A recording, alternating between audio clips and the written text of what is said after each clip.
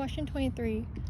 Streptomycin is an antibiotic that is effective against bacteria. It works by binding to ribosome and changing its shape. What effect would this have on protein synthesis? So with protein synthesis, ribosome facilitate the binding of amino acids in the process of protein synthesis. Streptomycin binds to 30S subunits of bacterial ribosomes, changing their shape and causing them to misread RNA code.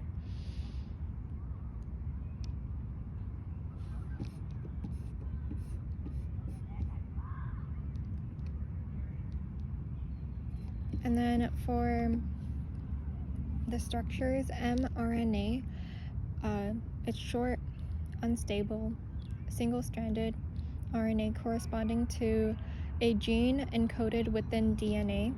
mRNA includes a 5' cap, 5' UTR, coding region, 3' UTR, and poly (A) tail. Location, nucleus. Function, carries codes from the DNA in the nucleus to the sites of protein synthesis in the cytoplasm, and then brackets the ribosomes. The synthesis of mRNA from a DNA template purpose is produce a copy of a small section of DNA. rRNA. Ribosomes are made up of proteins and rRNA, composed of two subunits that join during protein synthesis, are spherical and provide a structural framework for ribosomes. Location, nucleolus. Function, directs the translation of mRNAs and tRNAs to interact to assemble amino acids into polypeptide chains. tRNA, single RNA strand folded into clover leaf shape, 3 stem loops, single-stranded region and double-stranded region, intermolecular base pairing. Location, ribosome, and then function, each tRNA requires its own enzyme, aminoacyl tRNA synthetase, to catalyze the attachment of the amino acid to the amino acid attachment site.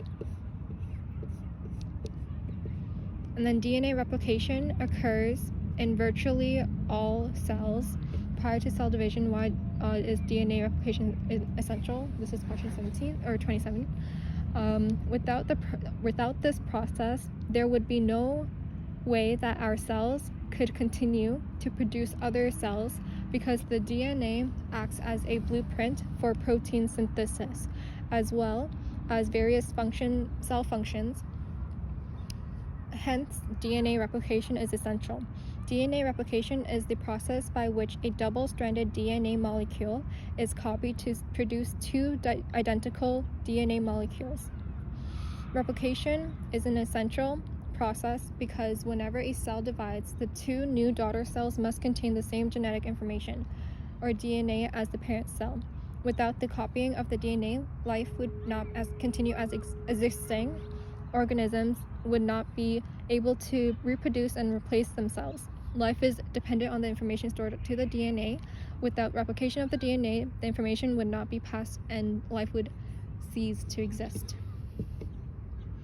Question 28. The DNA of prokaryotes normally has only one origin of replication, whereas replication starts at many points to the chromosomes of eukaryotes. Hypothesize why this is the case. So prokaryotic DNA replication starts from one point, which is origin of replication, and prokaryotes have single origin of replication, whereas eukaryotes replication have multiple origin of replication. As the eukaryotic DNA is much larger than prokaryotic DNA, it requires multiple origin of replication, and also eukaryotic DNA replication need to be completed fast with accuracy, which require multiple origin of replication. And also eukaryotes have more numbers of DNA polymerase as compared to prokaryotes. As eukaryotes have separate chromosomes, each chromosome replicates separately, which increases the number of origins. Each chromosome can also be opened at points along its length, also increasing the number of origins. The rings of DNA found in prokaryotes allow a single origin as there are no ends.